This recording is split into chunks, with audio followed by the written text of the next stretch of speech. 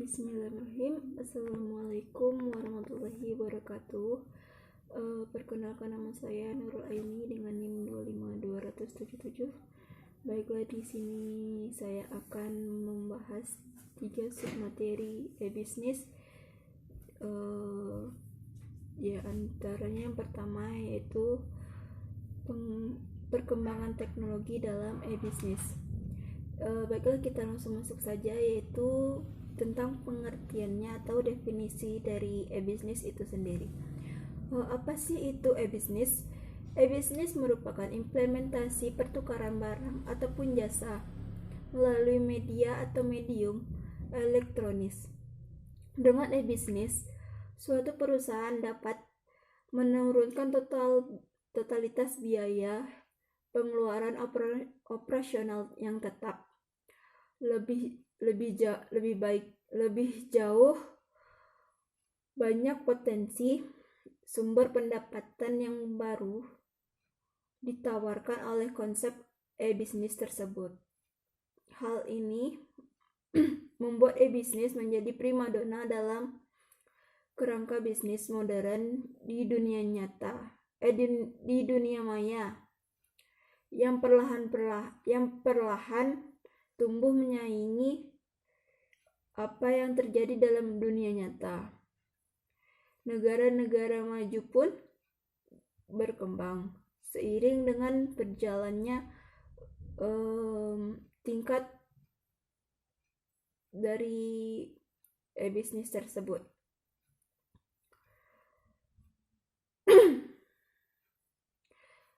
Fenomena e-bisnis tidak dapat disangkal telah menjadi tren yang mewarnai aktivitas bisnis di teknologi informasi, dan berbagai paradigma bisnis baru ini dianggap sebagai kunci akses perusahaan-perusahaan di era informasi dan di masa-masa yang akan mendatang. Yang kedua yaitu ada komponen ataupun bagian dari e-bisnis, diantaranya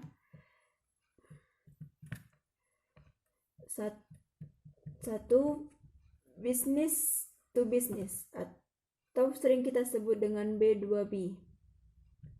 Yang kedua yaitu business to consumer yaitu B2C. Yang ketiga yaitu business to employer atau B2E. Yang keempat yaitu business to government yang disebut dengan B2G. Yang kelima yaitu government to business atau G2B. Yang keenam ada government to government G2G. Yang ketujuh ada government to citizen atau G2C. Yang selanjutnya ada consumer to consumer atau C2C. Dan terakhir ada consumer to business atau sering kita sebut dengan C2B. Tujuan dari e-bisnis itu tersendiri yaitu agar dapat mengetahui perkembangan e-bisnis itu dari waktu ke waktu, dari masa ke masa, yang seiring dengan berjalannya zaman yang canggih sekarang ini, yang mengharuskan kita sebagai masyarakat yang awam untuk mengikutinya atau mengikuti tren yang ada pada sekarang. Itu e-bisnis ini sendiri. Manfaatnya yaitu mempermudah pekerjaan kita. Seperti kita ambil contohnya itu di bagian perbelanjaan. Kita kan biasanya kan kalau ingin berbelanja kan harus ke pasar, minimarket, ataupun ke toko-toko yang tersedia gitu kan. Nah, maka di zaman sekarang ini kita tidak memerlukan ataupun kita tidak harus mesti capek-capek pergi ke pasar, ke toko atau ke toko-toko tersebut, karena di zaman sekarang ini sudah canggih. Kita harus kita hanya tinggal kita membuka HP, mencari barang yang kita inginkan, terus kita langsung memesannya. Nah, contohnya di sini kita ingin berbelanja kebutuhan peralatan dapur, maka kita akan memesannya melalui aplikasi yang seperti saya sebutkan tadi, yaitu melalui aplikasi Shopee, TikTok Shop, Lazada, dan yang lain-lain. Jenis dari e-business itu sendiri yaitu e-shop, yang kedua ada e-commerce, yang ketiga ada e-procurement, yang keempat ada email, yang selanjutnya ada e-action, yang selanjutnya ada virtual communicate, yang selanjutnya ada collaboration platform, yang selanjutnya third party marketplace, yang selanjutnya ada value chain integrator, yang selanjutnya ada value chain service provider, yang selanjutnya information broker, selanjutnya telecommunication, yang terakhir ada customer relationship. Baiklah, contoh-contoh di sini yaitu seperti yang saya bilang tadi, ada Shopee, TikTok Shop, Lazada, Tokopedia, dan yang lain. Baiklah, untuk materi yang kedua yaitu business plan. Menurut Bukhari, pada tahun 1995, business plan adalah dokumen tertulis yang disiapkan oleh wirausahaan yang menggambarkan semua unsur-unsur yang relevan, baik internal maupun eksternal, mengenai perusahaan untuk memulai suatu usaha. Isinya sering merupakan perencanaan yang terpadu menyangkut pemasaran tersebut,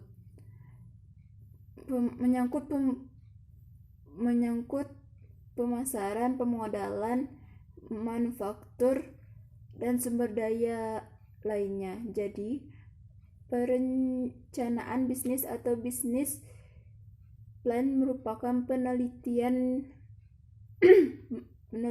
yang mengenai kegiatan organisasi sekarang dan yang akan mendatang, dan menyusun kegiatan untuk mendapatkan hasil yang lebih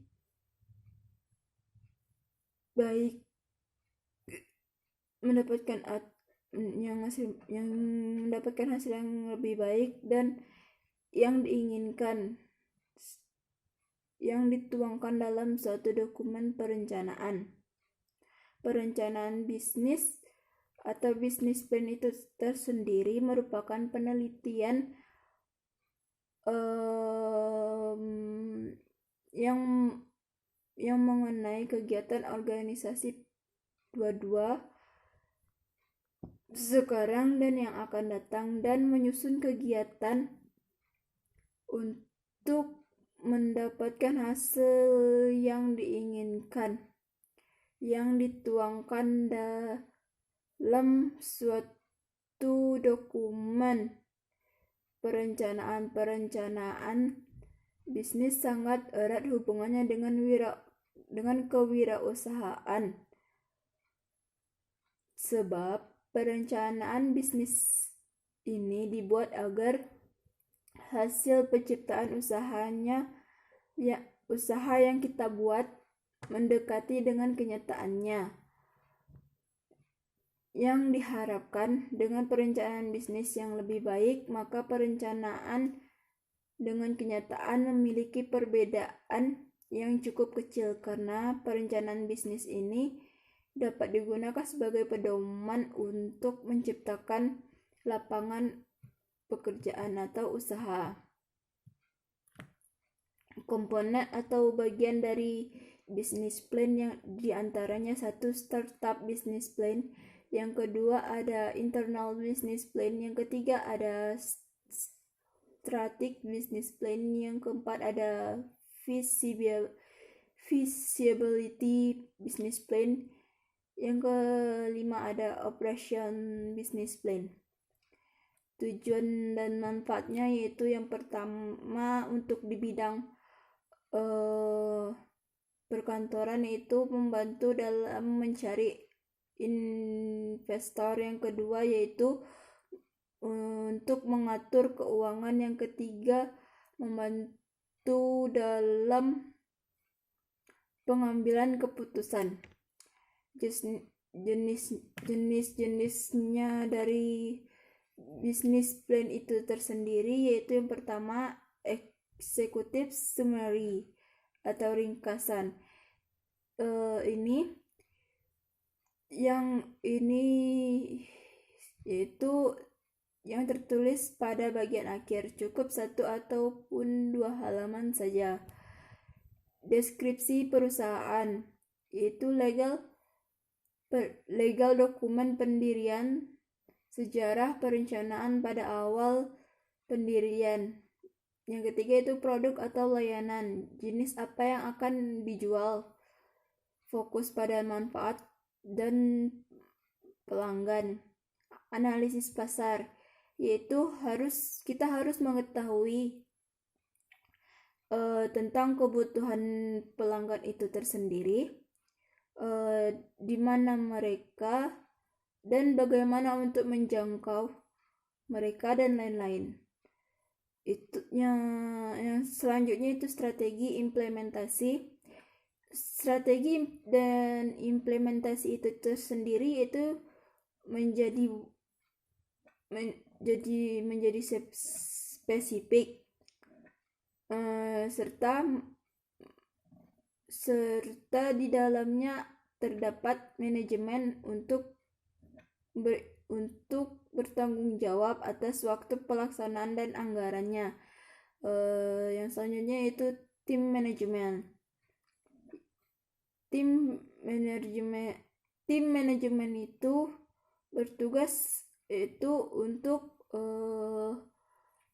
membuat latar belakang anggota tim kunci, strategi personil dan rinciannya. Yang terakhir yaitu rencana keuangannya, itu yang bertugas menyertakan laba rugi, arus kasnya, neraca, impas, analisis asumsi, dan rasio bisnis. Contohnya di sini saya ambil yaitu bisnis plan kopi yang kekinian, atau bisa disebut dengan kafe-kafe yang baru, ataupun ya kafe-kafe yang sekarang kekinian tuh kan banyak yang kayak mewah gitu. Dalam artiannya mewah itu tuh kayak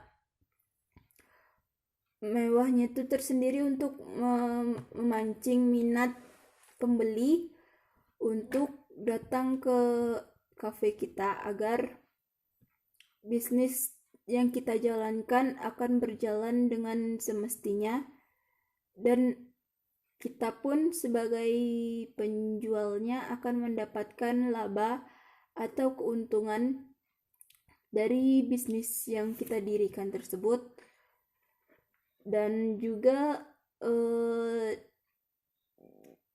pas di kafe pastilah kita akan menemukan yang jenis-jenis tadi, yang kayak contohnya di sana ada manajemennya siapa aja, terus siapa pendirinya, terus anggota-anggotanya. Jadi di cafe tersebut kita kayak gimana ya, kayak berorganisasi dalam membantu mensukseskan orang-orang yang sedang membutuhkan lapangan pekerjaan. Saya rasa untuk baiklah, kita lanjut ke materi yang terakhir, yaitu macam-macam bisnis yang ada di internet. Gambaran tentang bisnis hosting atau web hosting yaitu kesempatan menyebarkan informasi tentang jasa, produk, layanan publik, dan informasi ataupun berita aktual lainnya. Merupakan salah satu tolak ukur keberhasilan berbisnis perorangan ataupun perusahaan. Untuk itu dibutuhkan namanya sebuah web yang gunanya untuk menyebarluaskan informasi tentang produk, barang, dan jasa perusahaan dengan cara yang efektif dan mampu untuk menjangkau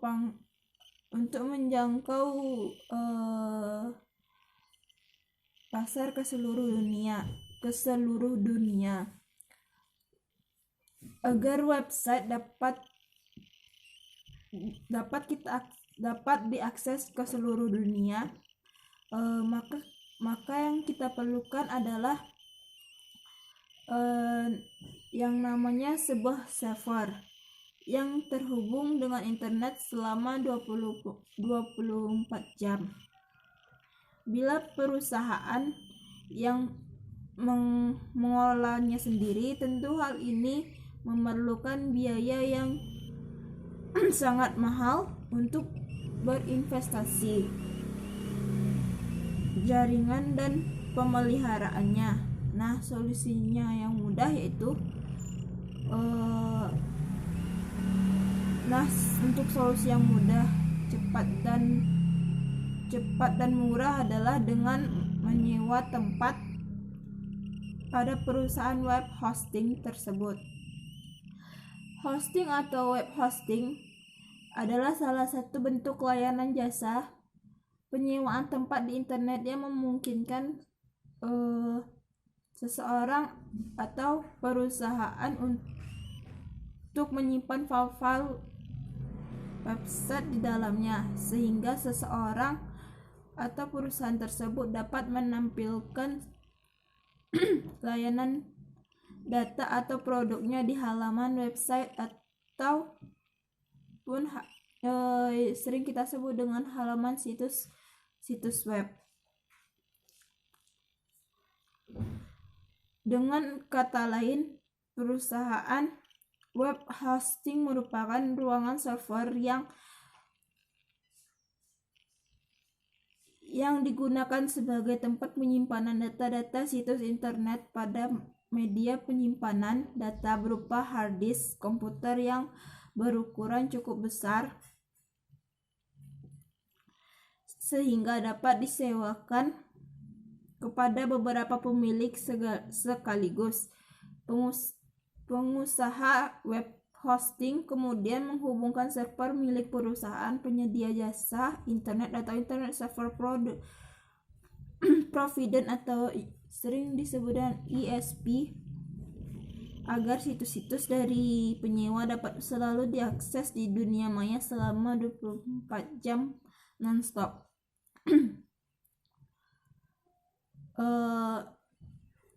Adapun beberapa level ataupun tingkatan yang harus dilalui untuk memulai bisnis web hosting ini tersendiri, yaitu 1. Web design, 2. Reseller hosting, yang ketiga itu VPS atau Virtual Private System. Yang keempat ada yang selanjutnya yaitu website briefing. Website briefing adalah sebuah teknik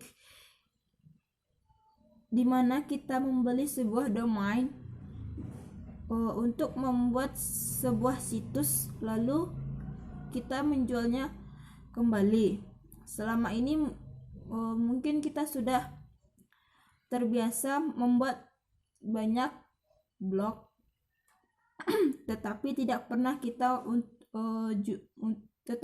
tidak pernah menjualnya.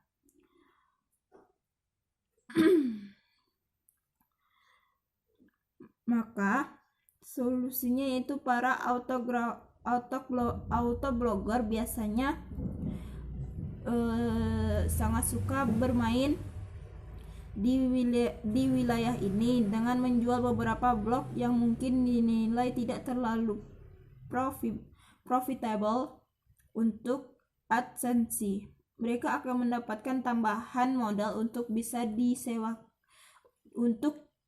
diinvestasikan kembali untuk membuat autoblog baru dengan niche yang lebih profitable. Blog yang baru berusia beberapa hari bisa laku dengan harga $100 ke atas dengan menerapkan metode website briefing.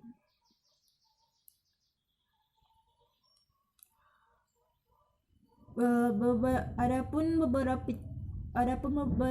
tipe website yang layak untuk di flip ataupun sering disebut dengan dijual kembali adalah sebagai berikut. Yang pertama ada niche website, yaitu content site. Yang kedua ada article directory. Yang ketiga ada web forums. Yang keempat ada membership page site. Yang kelima ada information product site.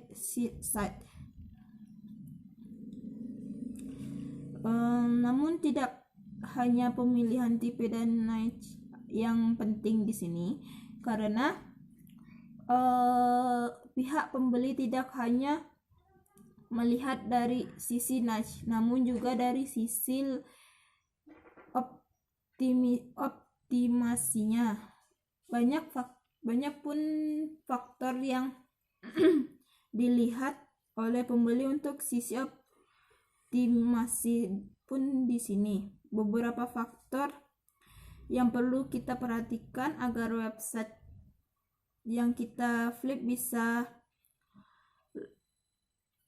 lebih mahal harganya adalah sebagai berikut. Yang pertama yaitu ranking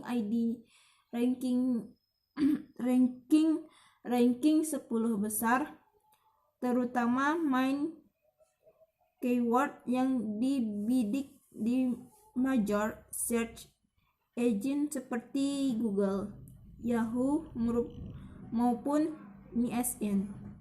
Yang kedua yaitu mempunyai domain yang mengandung keyword utama yang dibidik. Yang ketiga ada mendapatkan real traffic yang lumayan bisa dicek secara langsung dengan extreme tracking. Yang terakhir mempunyai konten yang unik sehingga mengandung beberapa keyword dan alternate keyword yang dibidik.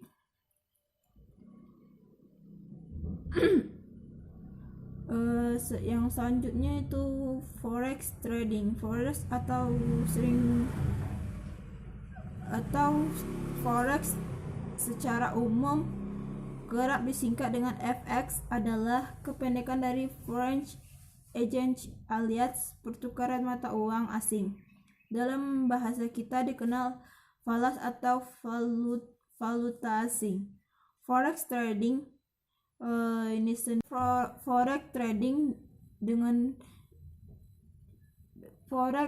Forex trading itu sendiri merupakan perdagangan mata uang kedua negara yang nilainya berbeda dari waktu ke waktu. Mata uang yang biasanya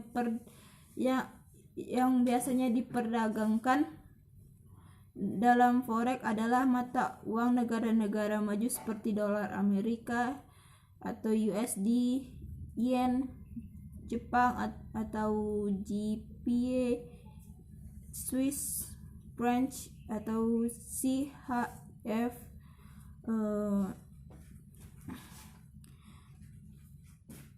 pound sterling Inggris atau GBP, Australian dollar atau AUD, dan euro atau EUR. Semua mata uang itu lazimnya dapat dipertukarkan atau diperdagangkan secara berpasang-pasangan ataupun biasa kita sebut dengan pair. Misalnya EUR atau GBP, CHF, GBP sama dengan USD, EUR bisa ditukar dengan USD, AUD bisa ditukar dengan USD, GBP bisa ditukar dengan JYP dan lainnya. Baiklah, mungkin hanya itu yang dapat saya jelaskan. Terlebih dan terkurang saya mohon maaf, dan saya akhiri dengan wabillahi taufiq wal hidayah wal ridha wal inayah. Assalamualaikum warahmatullahi wabarakatuh.